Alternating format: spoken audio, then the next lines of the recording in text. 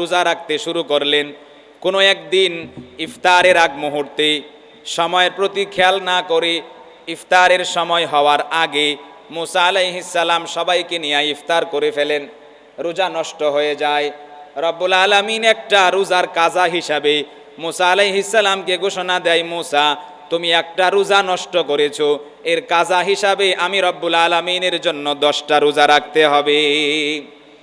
এভাবে মুসা আলাইহিস সালাম একটানা 40 দিন তুর পাহাড়ে অবস্থান করে 40টা রোজা রাখেন। যার কারণে উলামায়ে কেরাম বলেন, আশরাফ আলী থানবী রহমাতুল্লাহি আলাইহি বলেন, তাবলীগের মধ্যে গিয়া এক চিল্লা যদি কোনো ব্যক্তি দেয়, 40 দিন যদি কোনো ব্যক্তি দেয়, তাহলে আল্লাহ রাব্বুল আলামিন মুসা আলাইহিস সালামের মর্যাদা তাকে দান করবেন।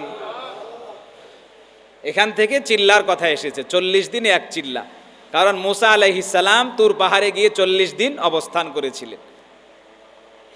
40 দিন অতিবাহিত হওয়ার সময় এই যে 70 জন আল্লাহওয়ালা বান্দা নিয়ে গিয়েছিলেন, তারা রব্বুল আলামিনের কাছে আবেদন করলো, রব্বুল আলামিন আপনি মুসার সঙ্গে কথা বলেন, আমরা শুধু শুনি। আমরা 70 জন আপনার কাছে নিবেদন করি, আমরা আপনাকে দেখতে চাই। আল্লাহ রব্বুল আলামিন তাদেরকে বললেন, তোমরা আমাকে দেখতে পারবা না। কিন্তু তারা দেখতে চাইল। রব্বুল আলামিন সামান্য জ্যোতি বের করলেন, এই 70 জন সহ মুসা আলাইহিস সালাম সবাই জায়গায় মারা যায়। আবার তাদেরকে জীবন দান করলেন। রব্বুল আলামিন এবার মুসা আলাইহিস সালামকে তাওরাত কিতাব দিলেন। মুসা আলাইহিস সালাম তাওরাত কিতাব তুর পাহাড় থেকে নিয়ে মাথায় করে নিয়ে আসতেছেন। রব্বুল আলামিন তাওরাত কিতাবটা দিয়েছিলেন, কাঠের মধ্যে লেখা ছিল, অনেকগুলো কাঠের টুকরার মধ্যে লিখিত একটা কিতাব রব্বুল আলামিন মুসাকে দান করেন। মুসা আলাইহিস সালাম সেই কিতাব নিয়ে বনি ইসরাইলের কাছে আসবেন। এইদিকে 6 লক্ষ বনি ইসরাইলের দায়িত্বে দিয়েছিলেন হযরত হারুন আলাইহিস সালামকে। হারুন আলাইহিস সালাম ছিলেন মুসার আপন ভাই। হারুন আলাইহিস সালাম তিনি বনি ইসরাইলকে কন্ট্রোল করতে পারলেন না। ওই যে সমুদ্র পার হওয়ার সময় মুসা সামিরি ঘাস সংগ্রহ করেছিল। সে ছিল একজন স্বর্ণকার, তার ব্যাগের মধ্যে অনেক স্বর্ণ ছিল। সে স্বর্ণ দিয়া সুন্দর একটা গরুর বাছুর বানায়। সেই গরুর বাছুরের আকৃতি সুন্দর করে বানায়া কমপ্লিট করার পরে তার ব্যাগ থেকে সে ঘাসগুলা বের করে, ঘাসগুলা বের করার পরে স্বর্ণের বাছুরের মুখের সামনে দিতে দেরি সঙ্গে সঙ্গে বাছুর ঘাসগুলা খেয়ে চিল্লাইতে শুরু করে দেয়। এবার বনি ইসরাইল মনে করলো, তাহলে মুসার রব তুর পাহাড় থেকে আমাদের কাছে চলে আসছে, মুসার রব তুর পাহাড় থেকে আমাদের কাছে চলে আসছে। এটা মনে করে 6 লক্ষ বনি ইসরাইল থেকে অনেকেই এই বাছুরকে পূজা করতে শুরু করলো। পৃথিবীর ইতিহাসে সর্বপ্রথম গরু পূজা শুরু হয়। মুসা সামিরি নামক এই ব্যক্তি এই স্বর্ণ দিয়ে বানানো বাছুরের মুখে ঘাস দেওয়ার পরে, যে ঘাস জিব্রাইল আলাইহিস সালাম ঘোড়ার আকৃতি ধারণ করে লোহিত সাগরে মুসাকে তার পিঠে নিয়ে যখন চলতেছিলেন, যেখানে পা রাখেন সেখানে ঘাস হয়, সেই ঘাসটা মুসা সামিরি পিছনে থেকে এক খাবলা ঘাস নিয়ে স্বর্ণ দিয়ে বানানো বাছুরের মুখে দেয়, তার মধ্যে প্রাণ সৃষ্টি হয়ে যায়। আর সঙ্গে সঙ্গে বনি ইসরাইলের অনেক লোকজন এই বাছুরকে পূজা শুরু করে। হারুন আলাইহিস সালাম বলতে লাগলেন, এটা তোমাদের রব নয়, তোমাদের রব তো সেখানে যিনি আসমানে, যার সাথে কথা বলার জন্য আমার ভাই গিয়েছে কিতাব আনার জন্য, তোমাদের গোত্র থেকেই 70 জন আল্লাহওয়ালা বান্দাদেরকে নিয়ে তিনি গিয়েছেন। এই বাছুর তোমাদের রব নয়। কিন্তু তারা কথা শুনল না, তারা বাছুরকে পূজা করতে শুরু করলো। মুসা আলাইহিস সালাম আসলেন, আয়েশা দেখেন অনেক বনি ইসরাইল এই বাছুরের সামনে সেজদারত অবস্থায় আছে, অনেকেই রুকু অবস্থায় আছে, অনেকেই তার কাছে হাত তুলে দাঁড়ায় আছে। মুসা আলাইহিস সালাম তাওরাত কিতাবটা এক পাশে রেখে তার ভাইয়ের কাছে গেলেন। এক হাতে তার ভাইয়ের মাথার চুল, আর এক হাতে দাড়ি ধরলেন, যেটা কোরআনের বর্ণনা। ডান হাতে মাথার চুল ধরলেন, বাম হাতে দাড়ি ধরলেন।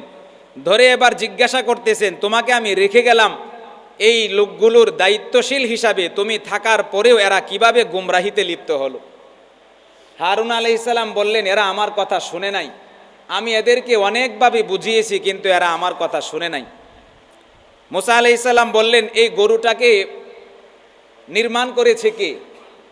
হারুন আলাইহিস সালাম বললেন, আপনার নামে নাম, যার নাম মুসা সামিরি। মুসা সামিরি সে ছিল একজন জারদ সন্তান। তার মা অবৈধ সম্পর্ক করার কারণে তার পেটে বাচ্চা হয়। এই মুসা সামিরিকে একটা পাহাড়ের উপরে প্রসব করে চলে আসে। আল্লাহ রাব্বুল আলামিন জিব্রাইল আলাইহিস সালামকে দায়িত্ব দেন, জিব্রাইল, এই শিশুটাকে তোমাকে বড় করতে হবে, তার দেখভালের দায়িত্ব তোমাকে দিলাম। জিব্রাইল আলাইহিস সালাম কন্টিনিউ তাকে লালন পালন করে তার উপরে পরিশ্রম করে তাকে বড় করলেন। কিন্তু সে যখন বড় হয়ে গেল তখন আল্লাহ পাক রব্বুল আলামিনের অবাধ্যতায় লিপ্ত হল। তাহলে এক মুসা, যে মুসাকে স্বয়ং আল্লাহর পক্ষ থেকে প্রেরিত জিব্রাইল লালন পালন করেছে, সে হয়ে গেল কাফের। আর যে মুসা কাফেরের গড়ে লালিত পালিত হয়েছে, সে হয়ে গেল নবী। বলেন না সুবহানাল্লাহ। মুসা আলাইহিস সালাম ফেরাউনের গড়ে লালিত পালিত। ফেরাউন মুসলমান ছিল না কাফের ছিল? তাহলে কাফেরের গড়ে লালিত পালিত মুসা নবী হয়ে গেল, আর জিব্রাইলের হাতে লালিত পালিত হওয়া মুসা কাফের হয়ে গেল। এই কারণে পৃথিবীর ইতিহাসে জালেমের ঘরে আলেম হয়, আলেমের ঘরে জালেম হয়। আনোয়ারের ঘর থেকে জানোয়ার হয়, আবার জানোয়ারের ঘর থেকেও আনোয়ার হয়। বাপ দাদা বংশ পরিচয় দিয়ে ভালো মানুষ হয় না। ভালো মানুষ হতে হলে একমাত্র আল্লাহ পাক রব্বুল আলামিনের কুদরত এবং রহমত লাগবে। মুসা আলাইহিস সালাম এবার সামিরিকে ডাক দিলেন, সামিরি, তুমি কিভাবে এই ঘটনা ঘটিয়েছ? কোরআনুল কারীমের সূরা তাহা আল্লাহ রাব্বুল আলামিন এখানে বিস্তারিত বর্ণনা দিচ্ছেন। সূরা তাহার মধ্যে রব্বুল আলামিন বলেন কিভাবে এই ঘটনা ঘটল। সামিরি বলে, কালা বাসুরতু বিমা লাম ইয়াবসুরু বিহি ফাকাবাততু কাবদাতাম মিন আসারির রাসূলি ফানাবাযতুহা ওয়া কাযালিকা সাওয়ালাত লি নাফসি। রব্বুল আলামিন সূরা তাহার 96 নম্বর আয়াতের মধ্যে বলেন, সামিরিকে জিজ্ঞাসা করার পরে এবার সামিরি বলতে লাগলো যে আমি সবার পিছনে ছিলাম। এই ঘোড়ার পায়ে থেকে যে ঘাস হয়েছিল, সেই ঘাস আমি এক থলি ঘাস আমি আমার ব্যাগের মধ্যে রেখে এটাকে আমি এই বাছুরকে খাওয়াই, তখন এর মধ্যে প্রাণ সঞ্চার হয়। বলে, এটা তুমি কিভাবে বুঝতে পেরেছো? বলে, আমি এটা বুঝতে পারি নাই, আমার মন বলেছে এরকম করলে হয়তো এরকম হবে, তাই এরকম হয়েছে। মুসা আলাইহিস সালাম সামিরিকে বললেন, তোমার শাস্তি হলো তুমি বাকি জীবন যতদিন বেঁচে থাকবা তোমার উপরে আল্লাহর লানত, এবং তুমি সারা জীবন জ্বরে আক্রান্ত থাকবা। এই মুসা সামিরি যতদিন বেঁচে ছিল তার সর্বোচ্চ পরিমাণে জ্বর ছিল তার শরীরের মধ্যে। এমনকি কেউ যদি তাকে ধরতে যেত, তাকে স্পর্শ করতে যেত, তখন সে বলতো, ফাইন্নালাকা ফিল হায়াতি আন তাকুলা লা মিসাস, আমাকে স্পর্শ করো না, আমাকে তোমরা স্পর্শ করো না, তাহলে তোমরাও অভিশপ্ত হয়ে যাবা। তো মুসা সামিরি গরু আবিষ্কার করার কারণে, এই গরুর বাছুর তৈরি করার কারণে তার শাস্তি, সারা জীবন সে অভিশপ্ত ছিল, সারা জীবন তার গায়ে জ্বর ছিল, শেষ পর্যায়ে সে এই জ্বরের আগুনে পুড়ে সে মারা যায়। অপরদিকে যে সকল বনি ইসরাইল এই গরুর পূজায় লিপ্ত হয়েছিল তাদের শাস্তি আল্লাহ রাব্বুল আলামিন সূরা বাকারার মধ্যে তাদের শাস্তির কথা গুরুত্বপূর্ণভাবে বলে দিয়েছেন। আল্লাহ রাব্বুল আলামিন কোরআনুল কারীমের মধ্যে বলছেন, তারা যখন বনি ইসরাইলরা যখন গরু পূজায় লিপ্ত হয়ে যায়, মুসা আলাইহিস সালাম আসলেন, তাদেরকে দেখলেন এই অবস্থা। সঙ্গে সঙ্গে মুসা আলাইহিস সালাম আল্লাহর কাছে এদের শাস্তির ব্যাপারে আবেদন জানাইলেন। আল্লাহ রাব্বুল আলামিন শাস্তির কথা ঘোষণা দিলেন, যারা গরু পূজা করেছে এদেরকে যারা গরু পূজা করে নাই তারা হত্যা করবে। অনেক মানুষ গরু পূজা করেছিল, এদের শাস্তি হলো যারা গরু পূজা করে নাই তারা এদেরকে হত্যা করবে। তাদেরকে চোখ বেঁধে দেওয়া হলো, জমিনের মধ্যে হাঁটু গেড়ে বসানো হলো। এখন হত্যা করা হবে দিনের বেলায়, সকালবেলা তাদেরকে হত্যা করা হবে। যেই মাত্র হত্যা করতে যাচ্ছে মানুষজন, তখন তারা ছুরি চালাইতে পারতেছে না। কেন? দেখা গেল কেউ তার ভাই হয়, কেউ তার মামা হয়, কেউ তার খালু হয়, আত্মীয় স্বজনদের মধ্যে কেউ না কেউ তার নিকটাত্মীয় হয়ে যায়। এখন তাদেরকে দেখার কারণে স্বাভাবিকভাবে একজন আত্মীয় আর একজন আত্মীয়ের উপরে কখনোই ছুরি চালাইতে পারবে না। এখন মুসা আলাইহিস সালামের কাছে তারা আইসা নিবেদন জানাইল যে, মুসা, আমরা তো এই লোকগুলাকে হত্যা করতে পারতেছি না। কেন পারতেছো না? যে তারা তো আমাদের নিকটাত্মীয় হয়, তাদেরকে যখন আমরা ছুরি চালাইতে যাই তখন বিবেক আমাদেরকে বাধা দেয়। মুসা আলাইহিস সালাম আল্লাহ রাব্বুল আলামিনের কাছে আবেদন জানাইলেন, সঙ্গে সঙ্গে আল্লাহ রাব্বুল আলামিন ওই এলাকা ফিলিস্তিন এবং কানান নামক এলাকা সিনাই পর্বতের আশপাশের উপদ্বীপ যেটা ছিল এই পুরা উপদ্বীপটাকে আল্লাহ রাব্বুল আলামিন অন্ধকারাচ্ছন্ন করে দেন।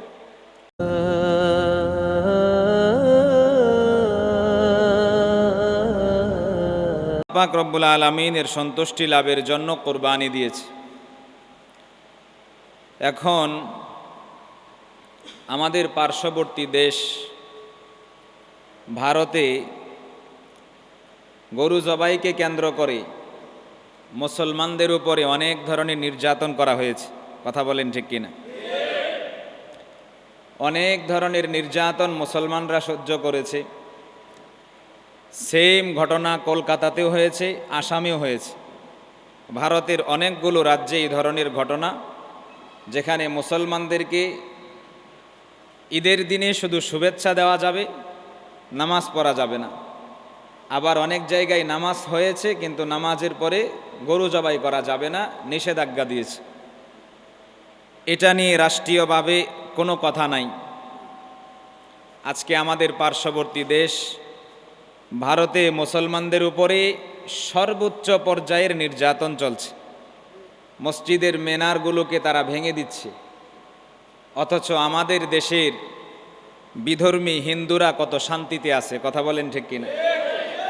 মানে আমরা কিন্তু এই ধরনের কোনো প্রতিশোধ রাষ্ট্রীয়ভাবে কিংবা স্থানীয়ভাবে আমরা নেই নাই, অথচ আমার ভাই, আমার মুসলিম বোন কতটা নির্যাতিত, আজকে বিধর্মীদের হাতে নির্যাতিত। কোরবানিকে কেন্দ্র করে অনেক জায়গায় মুসলমানরা হেনস্থার শিকার হয়েছে। এর মূল কারণ হচ্ছে হিন্দুদের নিকট গরু হচ্ছে তাদের মা। গরু তাদের কি? তারা সকাল বিকাল এটার পূজা করে, গরুকে তারা দেবতা মনে করে। গরুকে তারা দেবতা মনে করে, তারা গরুর পূজা করে। সুতরাং তারা যে জিনিসটার পূজা করে মুসলমানরা এটাকে জবাই করতে পারবে না, এটা হলো তাদের দাবি। তো তাদের ধর্মীয় রীতিনীতিতে গরুকে তাদের দেবতা এবং মা মনে করবার কারণে মুসলমানদেরকে গুরুত্বপূর্ণ বিধান কোরবানির মতো বিধানে তারা সর্বোচ্চ পর্যায়ের বাধা প্রদান করেছে। আমরা আজকে সংক্ষিপ্তভাবে, কারণ সময় অল্প, কোরআন থেকে ইতিহাসের আলোকে শুধুমাত্র কোরআনকে সামনে রেখেই গরু পূজা, গরুকে দেবতা মনে করা পৃথিবীতে কারা সর্বপ্রথম আবিষ্কার করেছিল এবং সর্বপ্রথম গরুকে পূজা করার কারণে কি শাস্তি হয়েছিল, বর্তমানে ইসলাম ধর্মে গরু পূজা এর অবস্থান কতটুকু, এটা আমরা জানব। এতে পরিষ্কার হয়ে যাবে যে গরুর মানদণ্ড ইসলামে দেবতা নাকি সাধারণ একটা পশু। দেবতা মনে করলে যখন মানুষ মনে করেছিল তখন তাদের শাস্তি কি হয়েছিল, এটা কোরআনের মধ্যে আল্লাহ তাআলা অনেক জায়গায় আলোচনা করেছেন। গোটা পৃথিবীর মধ্যে আল্লাহ রাব্বুল আলামিন ১০০ লক্ষ আম্বিয়ায়ে কেরাম প্রেরণ করেছেন। এই সকল নবীদের মধ্যে ২৫ জন নবীর কথা কোরআনের মধ্যে এসেছে। আমাদের নবীর ২০০০ বছর আগে যার জন্ম, হযরত মূসা আলাইহিস সালাম, তিনি ছিলেন গোটা পৃথিবীর মধ্যে যত নবী রসুল এসেছেন সকলের মধ্যে সবচাইতে সাহসী নবী। মূসা আলাইহিস সালামের জাতি, তার কথা যারা শুনেছে, ঈমান এনেছে, এদেরকে বলা হয় বনি ইসরাইল। কি বলা হয়? এই বনি ইসরাইলকে কেন্দ্র করে গরু পূজার ইতিহাস কোরআনের মধ্যে এসেছে। আল্লাহ পাক রব্বুল আলামিন গরু পূজার ইতিহাস সম্পর্কে কোরআনুল কারীমের মধ্যে ১৬ নম্বর পারায় সূরায়ে তাহা, রব্বুল আলামিন সূরায়ে তাহার মধ্যে এই সম্পর্কে বিস্তারিত বর্ণনা দিচ্ছেন। আল্লাহ রব্বুল আলামিন সূরায়ে তাহার ৭৭ নম্বর আয়াত থেকে নিয়ে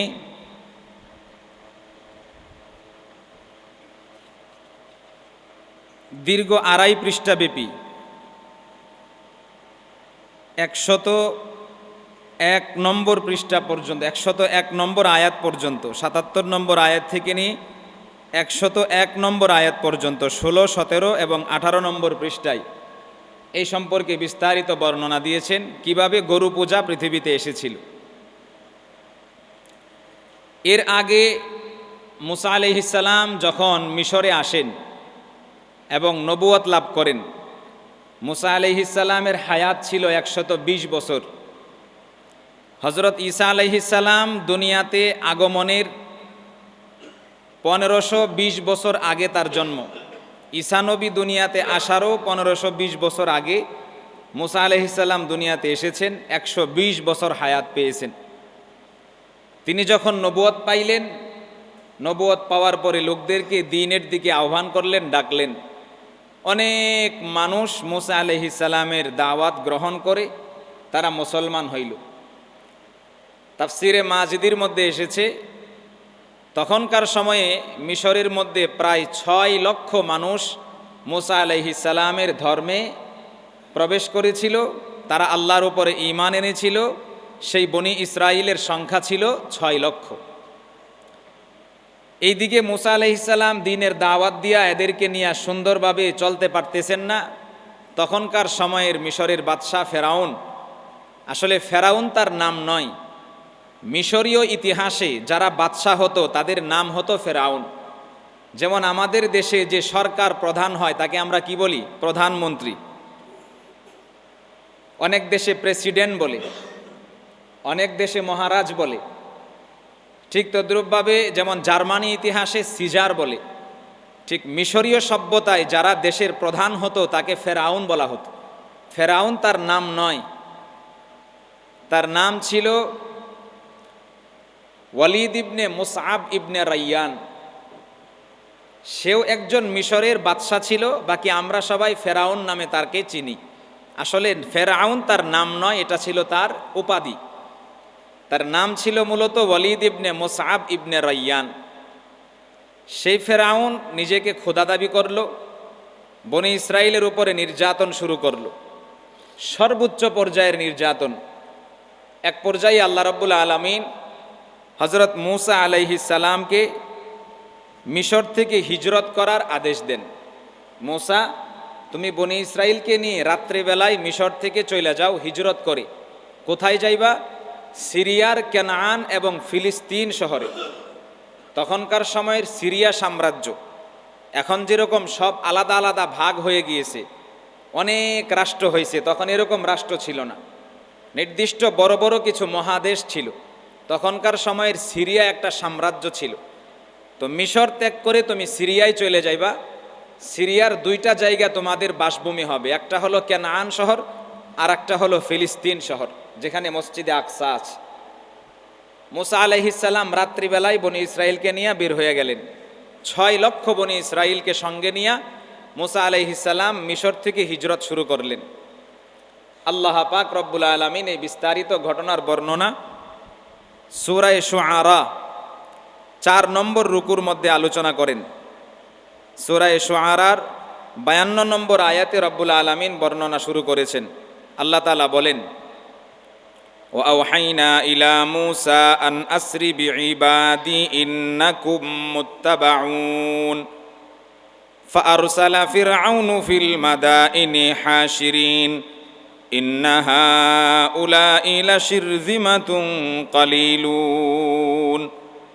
রব্বুল আলামিন বলেন, যখন ফেরাউনের পক্ষ থেকে বনি ইসরাইলের উপরে নির্যাতনের স্টিম রুলার বহু পরিমাণে বেড়ে গেল, তখন আমি রব্বুল আলামিন মূসার নিকট ওহী পাঠায়া দিলাম, হে মূসা, তুমি বনি ইসরাইলকে সঙ্গে নিয়া, আমার বান্দাদেরকে সঙ্গে নিয়া তুমি রাত্রিবেলায় হিজরত শুরু করে দাও।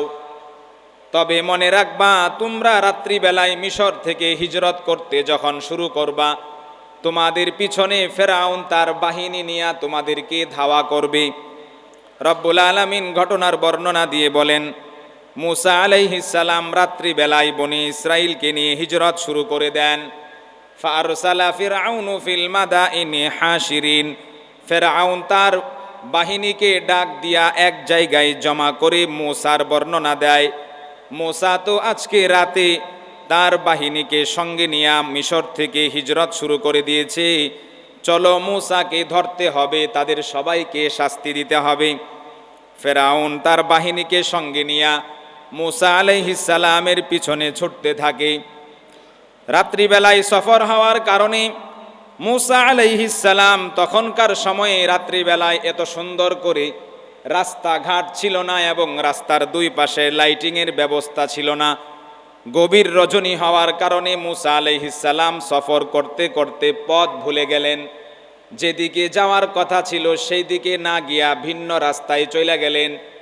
অনেক দূর যাওয়ার পরে ঠিক ফজরের আগ মুহূর্তে হঠাৎ করে তারা সামনে তাকায়া দেখে শুধু পানি আর পানি। মুফাসসিরিনে কেরাম বলেন ওই সাগরের নাম ছিল লোহিত সাগর।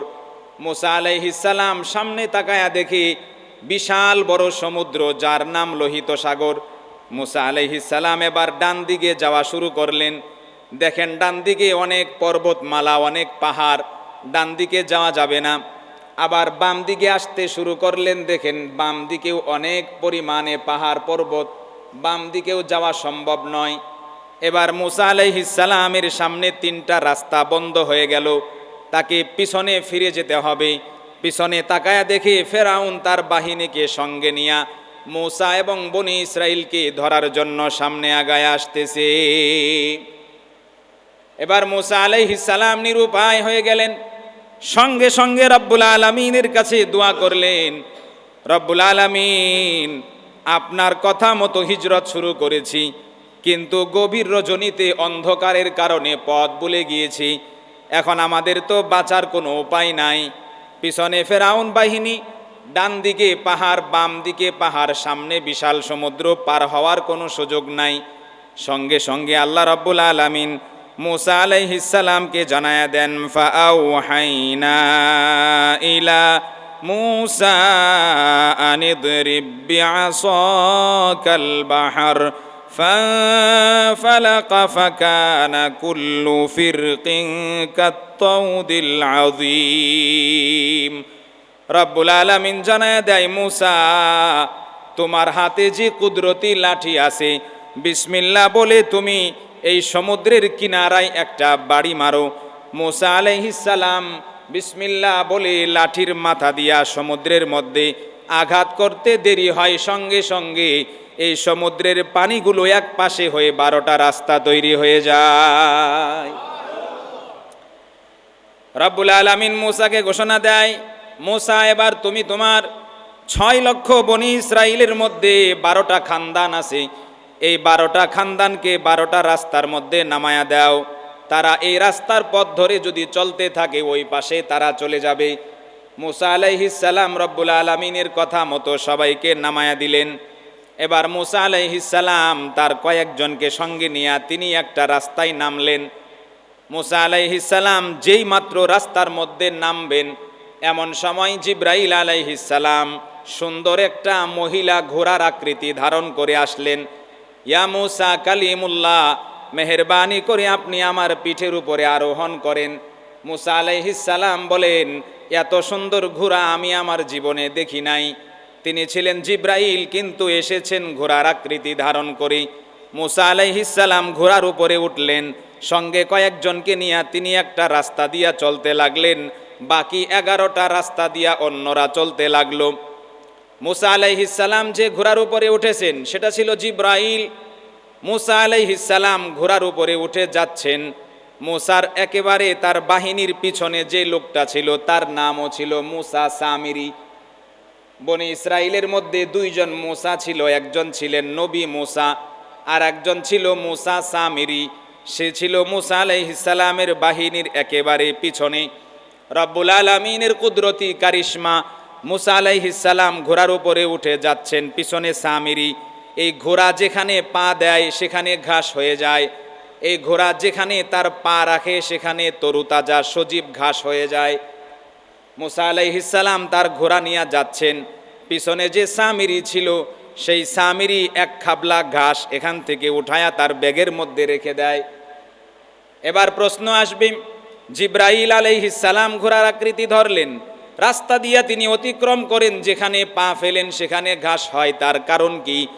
তার কারণ হলো পিছনে যে ফেরাউন বাহিনী আসতেছে, এই ফেরাউন বাহিনী মুসা আলাইহিস সালামকে যেন তাড়াতাড়ি ধরতে না পারে, এই কারণে যেখানে পা রাখে সেখানে ঘাস হয়।